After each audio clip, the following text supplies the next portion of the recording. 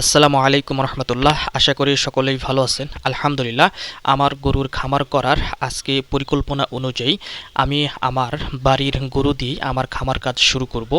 সেক্ষেত্রে আমার বাড়িতে গরু রয়েছে মোট 4টি, একটি ষাঁড় গরু, 2টি গাভী গরু এবং একটি বাছুর রয়েছে। যদিও এটাতে বেশি একটা লাভবান হওয়া যাবে না, তবুও আমি শুরু করার জন্য অভিজ্ঞতা সহ এবং আদার্স আরও অনেক কিছু রয়েছে যেগুলো খামার করতে খুবই গুরুত্বপূর্ণ বিষয় থাকে, সেগুলোকে আমার বাড়ির গরু দিয়েই আমি আগে দেখতে চাই। সেজন্য আমার গরুকে মোটা তাজা করতে হলে অবশ্যই আমাকে ষাঁড় গরু এবং গাভী গরুকে আলাদা করতে হবে। তা না হলে কখনোই খামারে লাভবান হওয়া যাবে না, কারণ ষাঁড় গরু এবং গাভী গরু একত্রিত থাকলে সেগুলো কখনোই মোটা তাজা হবে না এবং রোগ ব্যাধি লেগে থাকবে। সেক্ষেত্রে আমি আমার গরুগুলোকে আলাদা করার জন্য আমি বেছে নিয়েছি, আমি এইখানে রাখবো হচ্ছে আমার ষাঁড় গরুটা এবং আমার গাভীগুলোকে রাখবো অন্য জায়গায়। সেক্ষেত্রে আমার এটা একটা বাড়িতে এক্সট্রা ঘর ছিল, সেজন্য এই ঘরে খড়ি জাবা ছিল, এগুলোকে পরিষ্কার করে এখন আমরা এটাকে গরু রাখার জন্য উপযুক্ত করার চেষ্টা করতেছি। একটা বিষয় বলে নেই, যদিও আমি নতুন তারপরেও এটা আমার ব্যক্তিগত জায়গা থেকে বলতেছি, আপনারাও যারা নতুন তারা অবশ্যই এই বিষয়টা খেয়াল রাখবেন। সেটা হচ্ছে, আপনার যদি এক্সট্রা কোনো ঘর থাকে তাহলে কখনোই উচিত হবে না গরু খামার করার জন্য নতুন কোনো ঘর তৈরি করা। যদি একটা দুইটা দিয়ে আপনি শুরু করতে চান তাহলে এরকম ঘর থাকলে কখনোই আপনি নতুন ঘর তৈরি করবেন না।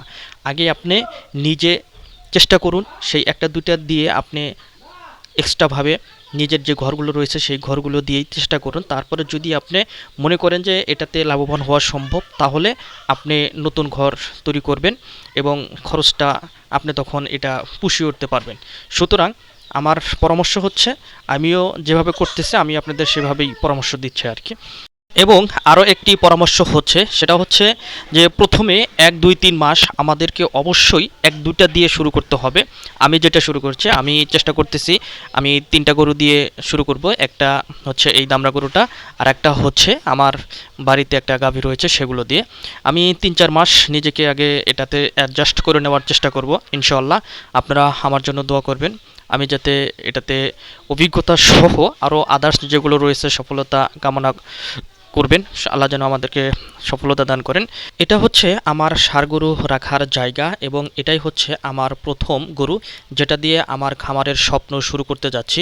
ইনশাআল্লাহ সবাই আমার জন্য দোয়া করবেন এবং আমার খামারের জন্য দোয়া করবেন, পাশে থেকে আমাকে সাপোর্ট করে যাবেন।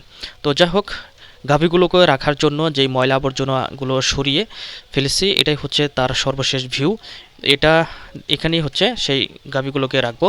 তো ঠিক আছে, সকলেই ভালো থাকবেন, সুস্থ থাকবেন এবং আমার পাশে থেকে দোয়া করে যাবেন। আসসালামু আলাইকুম রহমতুল্লাহ।